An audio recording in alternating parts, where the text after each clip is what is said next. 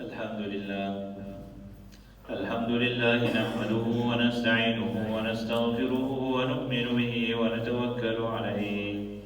ونعوذ بالله من شرور أنفسنا ومن سيئات أعمالنا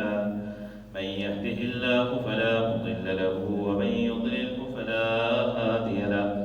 ونشهد أن لا إله إلا الله وحده لا شريك له ونشهد أن سيدنا ومولانا محمدا عبده ورسوله أرسله بالحق بشيرا ونذيرا من يطع الله ورسوله فقد رشد ومن يعصهما فإنه لا يضر إلا نفسه ولا يضر الله شيئا. قال الله تعالى في القرآن الكريم والفرقان الحميد: أعوذ بالله من الشيطان الرجيم. بسم الله الرحمن الرحيم. وأقيموا الصلاة وآتوا الزكاة. صدق الله العلي العظيم. دوستانو عزیزانو، د شعبان میاشت څنګه تیر جمعه شب برات فضائل بیان شو چې په دې شپه باندې الله رب العزت هر انسان بخنه کوي او دغه رنګه څوک چې د دې ورځې روزه ونیسي الله رب العزت د جهنم نه وسه وکاله لري کوي. دا غینه بعد زیاتره خلق په دې شعبان کې د زکات یو نصاب خېوي. حدیث شریف کې راځي چې کله هم یو زکات یو نصاب وي، هغه نصاب چې د اسلامي کال په ترو د شروع کړ د اسلامي کال به هغه ورکړي. مثلا تیر کال تاب یکم شعبان باندې د 1,00,000 روپو زکات ورکړ، او بیا سکال چې شعبان څنګه راتلو یکم شعبان د یکم شعبان نه 10-15 ورځې مخکې یا هفته مخکې خدای پاک دله نور مال سره درکړو. ته به دې ته نه ګورې چې دا خو اوس د دې 2 هفتې وشوې، نه، دا به هغې سره یو ځای کېږي، دې ټولو به بیا زکات ورکوي. نو الله رب العزت قرآن کریم کې د زکات د ورکولو فضایل بیان کړي دي او د نه ورکولو وعید بیان کړي دي. نه ورکولو وعید دا بیان کړي دي، جناب محمد رسول الله صلی الله علیه وسلم ارشاد فرمایلی دي چې په دنیا کې انسان زکات نه ورکوي، رس په قیامت به دا ټول مال به د سیکو په شکل کې جوړ کړی شي او د جهنم په اور به ګرمولی کېږي او دله به داغونه ورکړی کېږي. ورته وایي چې په دنیا کې دا ستا مال وګوره، خوند دې واخله، د دنیا کې دا ستا مال او دا یې زکات نه ورکړه. رب العالمین چې انسان ته مال او دولت ورکړی دی، ورته دا 2.5% دا زما دپاره الله په نوم یې ورکوه، دا په تا باندې فرض دی، دا عبادت دی. زکات ورکول عبادت دی، سره څنګه نبوس کول عبادت دی، زکات ورکول هم عبادت دی. او چې کله د باندې نصاب د باندې پوره شو بیا به یې خامخا زکات ورکوي. الله رب العزت تا ته مال درکړی دی، روزګار یې درکړی دی، تر دې پورې چې د مفتی شفیع رحمت الله علیه به فرمایي او په خپل کتاب کې لیکي وی چې دا ګاکه پورې دته الله رب العزت را لېږي. بیا د خپل یو ورور واقعه بیان کړه چې په لاهور کې اداره اسلامیات یو کتابخانه وه، دا نن سبا چې څنګه باران ورېږي داسې باران ورېده. پخوا خو به داسې د نکاسۍ انتظام نه و چې دا نن سبا څنګه د نالو او د نکاسۍ څه کوم انتظام وي. اوبه به ولاړې په ټول لاهور بازار کې به دا اوبه ولاړې. ما دا اراده په زړه کې وکړه چې یاره نن خو باران دی، دوکانونه به ټول بند دي، څوک څه کوي چې بیا اسلامي کتابونه به څوک دومره خاص نه لي او پته نه لګي چې څوک والي او نه والي. پړه کې مې کرل ریبل کول وی شیطان ماوره د رب العالمین ویلي دي چې بس د رب العالمین چې راته پړه کې څه واچول بس په هغې به عمل کوم لاړ. وزت لارم دکان ته قرآن مې راواغسته، تلاوت مې شروع کړو چې زه نن ورځ به په تلاوت کې تېره کړم، نه ناسب کال نه راځي. چا چترۍ راغسې چا برساتۍ راغستې ټول راتل د کتاب اغستو دپاره چې څنګه نور ورځې به زه بیزي وم اوزګار به نه وم مصروف به وم وې د هغې نه زیات په هغه باران کې مصروف وې زه حیران یم چې رب العالمینه واقعي د ګاه هم ته راولې مال هم ته ورکې روزي م انسان ته ورکې په د انسان نه دومره مطالبه کوي چې په دې کې زما بنوم باندې څه ورکړه بیا زموږ پړه باندې انتیاروي غریب فقیر مکوزي لراشي ور راته وډوئ پروا معاف که بس پرېږده کنه ټیک ده حقدار چې څوک وي خپل خپلوانو کې رشته دارانو کې هغې ته په عقیده ورکړه الله رب العزت په مالدارو باندې زکات ولې فرض کړی دی راز یې څه دی راز یې دا دی چې الله رب العزت تا ته ډېر مال دولت درکړی دی چې ته پې شکر ادا کړې او د غریب پکې خیال وساتې غریب ته علم ورکولی شو الله رب العزت تمیز په دې بنیاد باندې وساتو چې رب العالمین ټول سیستم مالک کړي استاد پکار دي چې د غریب پکې خیال وساتي د فقیر پکې خیال وساتي د ورور پکې خیال وساتي د خویندې پکې خیال وساتي مور او پلار پکې خیال وساتي د ټول پکې خیال وساتي په خپل مال کې او په زکات په چا باندې نه کیږي دا خبره مې یاد دا قاعده کلیه یاد ساتئ زکات په هغه خلکو باندې نه کیږي اوس یو کس دی د هغه چې څومره اولاد دی بچی دي یا د چا نه پیدا دی یا د چا نه پیدا دی یا د چا نه پیدا دی یا چې څوک پیدا دي لکه زکات په مور او پلار باندې نه کیږي په نیا نیکه باندې نه کیږي په زامنو باندې نه کیږي په نسو باندې نه کیږي یا لاندې یا باندې په دې خلکو باندې ستا زکات نه کیږي حدیثین فرمایي چې سید خاندان باندې نه کیږي آل رسول باندې نه کیږي چې کوم د جناب محمد رسول الله صلی الله علیه وسلم د خاندان نه په زکات نه کیږي دوستانو عزیزانو عرض مې دا کولو چې الله رب العزت انسان ته مال ورکړی دی دی په دې مال کې کوتاهي کوي نو رب العالمین به د دې پکړ ډېر زیات سخت وي تاسو ته په دنیا کې پته نه لګي الله رب العزت دته هر څه په دنیا کې درکړي دي حساب کتاب به د سره کیږي او حساب به بیا څنګه کیږي ويل لكل همزة لمزة الذي جمع مالا وعددا يحسب ان ماله اخلده الله رب العزت څه فرمایي قرآن تاسو دا مالونه بکول چې موږ به بعد جمع کوو ولې تاسو ته دا پته نه و استادو خیر نشته دوستانو عزیزانو عرض مې دا کولو چې الله رب العزت دنیا کې انسان ته مال ورکړی دی خو دې د هغې مال نه بلاغ ځان ته جوړولی شي او هغې دپاره ځان دپاره تیرډال هم جوړولی شي زکات یې نه ورکړې نو ستا دپاره بلا ده بیا قیامت پر ورځ به دغه مال هم په جهنم په اور باندې سور کړی کېږي او تا له به پرې داغونه درکوي او درته پوهېږي دا وګوره دا په دنیا کې دا ستا مال دا بې زکات ده او ډال به داسې باندې دی چې ته د غریب پکې خیال ساتي زکات ورکې د فقیر پکې خیال ساتي د مسکین پکې خیال ساتي چې څومره ټوټل د کل مال ته زکات وباسي ته غریب فقیر ته ورکې یو ته ورکې بل ته ورکې خپله فریضه پوره ادا کړې نو الله بیا ستا غاړه خلاصه نن سبا خو ته هر سړی وایي زه مستحق یم زه مستحق یم نه شریعت ته ویلې د دې پته به څنګه لګي د دې ډېره اسانه طریقه ده جناب محمد رسول الله صلی الله علیه وسلم صحابه کرام رضی الله عنهم اجمعین سره ناست صحابي رسول راضي وته د الله رسول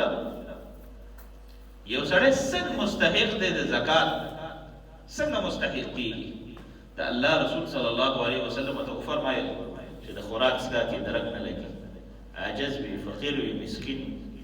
نبی علیہ الصلوۃ والسلام ورته د ټول نه زیات بچا باندې کیږي فرشتہ داران باندې کیږي بیا بچا کیږي اقرباو باندې کیږي چې کوم خوا او شا کې وسره باندې کیږي بیا بچا کیږي ثم الاقرب فالاقرب بیا رور ورپسې ځي بیا نبی علیہ الصلوۃ والسلام یو بل خبره وکړه عن قریب قیامت ته نږدې یو داسې زمانه به راشي چې الله رب العزت به هر سړی دومره مالداره کړي چې دی بیا خلکو ته زکات ورکوي زکات هغه وله به څوک نه وي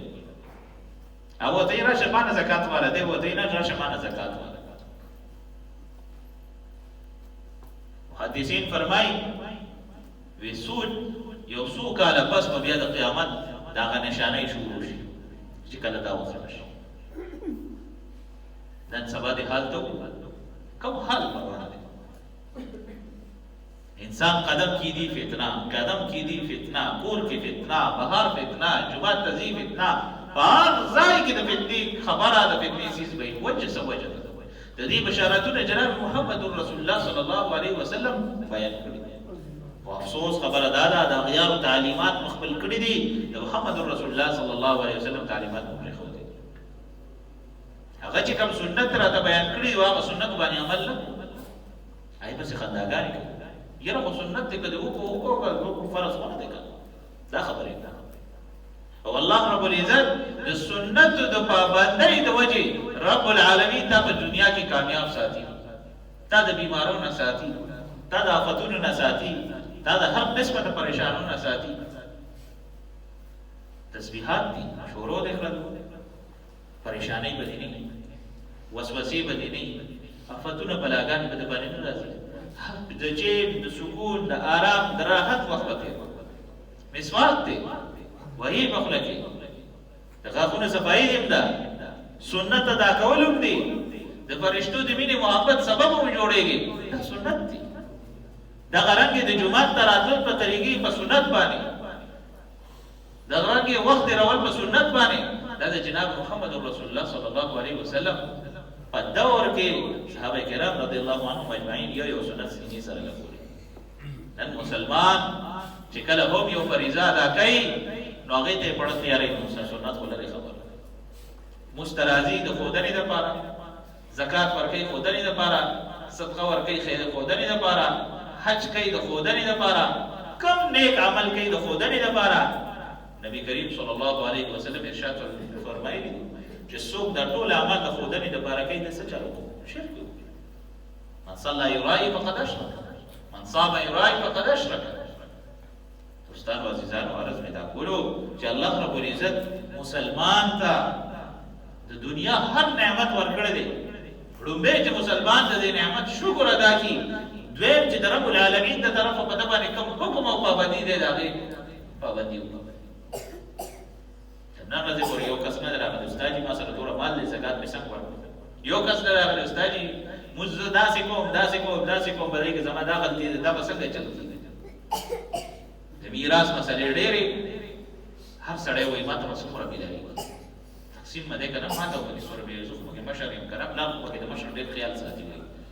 ما ته دا د مشر دی قرآن کې چې څه راغلي وایي نه وي د خویندو خو په جهیز مهیز ور وکړو نو په هغې کې چې څه ور ورکړي بس خویندو خو هغه میراث مسایل طلاق مسایل ټول په دې معاشره کې ځکه چې په دې پاکستان کې وګرځه ټول دغه مسلې دي. دوستانو عزیزانو عرض مې دا کولو چې الله رب العزت انسان پیدا کړی د سره مسایل پیدا کړي، پریشانۍ مصیبتونه آفتونه هر انسان سره شته، خو د رب العالمین حکم چې ته منې نو ته به کامیاب یې، خو د رب العالمین حکم ته نه منې ته بیا ته ناکام. رب العالمین خو ته ناکامۍ له نه رالېږلې، کامیابۍ طرف ته رالېږلې چې ته کامیاب شې. جناب محمد رسول الله صلی الله علیه وسلم ارشاد فرمایلی چې کله هم یو انسان د خپل مال زکات ورکړي، دنیوي فایده یې دا ده چې الله رب العزت د هغې مال حفاظت په خپله کوي. دویمه فایده یې دا ده چې الله رب العزت د ده مال پاک کړي. درېیمه فایده دا ده چې الله رب العزت په بندګانو کې دې برګزیده بنده پي، مقرب بنده پي. څلورمه دنیوي فایده یې دا ده چې دې به الله رب العزت چې کوم نعمت ورته ورکړی دی هغې کې زکات ورکړی دی به د رب العالمین د نعمت د شکرګزار بندګانو په لیست کې شماري. او پنځمه فایده دا ده چې کله رب العالمین په دربار کې دی د قیامت په محشر په میدان کې الله رب العزت ته پیش شي وي د سره ډېر په اسانتیا سره حساب کتاب کېږي. تاسو ته ښه پته حدیث شریف کې راغلی دی نبي کریم صلی الله علیه وسلم ارشاد فرمایلی چې کله هر انسان سره د 50 خبرو سوال جواب وشي دی به هله باغ کې ځي عبادت لومبه د موز دی اقیموا الصلاة واتوا الزکات لومبه موز بیا زکات لومبه موز بیا زکات موز ټول ګور دین نه دی زکات ورکول ګور عبادت دی چې کله زکات بیا ورته وایي چې په دې کې د سوره پای ورکړه سوره دې پاتې کړي دا چې دې دی ورکړي دې پاتې کړه او هغه دین چې کم پاتې کی هغه بستا د ټول مال د هلاکت سبب جوړیږي جناب محمد رسول الله صلی الله علیه وسلم فرمایلی دي چې کله هم یو انسان زکات ورکړي وي د مال داسې پاک شي لکه انسان چې څنګه غسل وکړي پاک شي داسې د ټول مال پاک شي دوستانو عزیزانو عرض مې دا کولو چې الله رب العزت دنیا کې انسان ته کله مال ورکړي مال او اولاد دا نعمت هم دی او فتنه هم ده نعمت په هغه سبب کې دي چې رب العالمین د حکم نه تا نه منې کوي او د رب العالمین د دین لپاره دې استعمالوي او دې چلې د رب العالمین د دین په لار کې ستا په کار راځي فتنه په هغه سبب کې ده چې کله تا د رب العالمین د لارې نه منې کوي دومره مال حال دی وي چې هر مال پکې مصروف وي هر مال پکې منډې تړلې وي مشغولیات دې پکې سیوا وي تا د رب العالمین عبادت نه کړې دا ستاسو لپاره فتنه اولاد دې دومره مسائل جوړ کړي دي دتا دومره منډې تړلې دي وي دومره خیال خاطر کې چې رب العالمین عبادت دې نشي کولای بیا د اولاد سره پاتې قرآن کریم کې دوه ځایونو کې راغلي انما اموالکم واولادکم فتنه بشکه استاد لپاره اموال او اولاد فتنه ده مفسرین فرمایي چې دا دغه سبب دی شان نزول هم دغه رنګ دی جناب محمد رسول الله صلی الله علیه وسلم فرمایلی دي چې انسان د رب العالمین په عبادت کې چې یو څه معنی راځي یو څه معنی کوي هغه بیا فتنه شي او چې کله هم د رب العالمین د عبادت لپاره سبب جوړیږي بیا نعمت جوړ شي دوستانو عزیزانو عرض مې دا کولو چې الله رب العزت دنیا ته انسان را لېږلی دی کامیابی لپاره او په هغه کامیابی کې د انسان اخلاص لازمی دی چې کله هم انسان د اخلاص نه د رب العالمین عبادت کوي د کامیاب او کچره هم د ټول عبادت کوي او د اخلاص لپاره نه کوي د ناکام کومس کې نو په اخلاص وکړي ذکر کې په اخلاص وکړي تلاوت کې په اخلاص وکړي هر څه د رب العالمین د رضا لپاره کوي او کچره هم ته په هغه کې رب العالمین سره مخلص نه او ورکه دار ریا را شو او دا ورته زکات ورکړي خلک ما ته خسړې وي دا ته غلطه باندې کسو کوئی چې دیو ګره مسکې سونه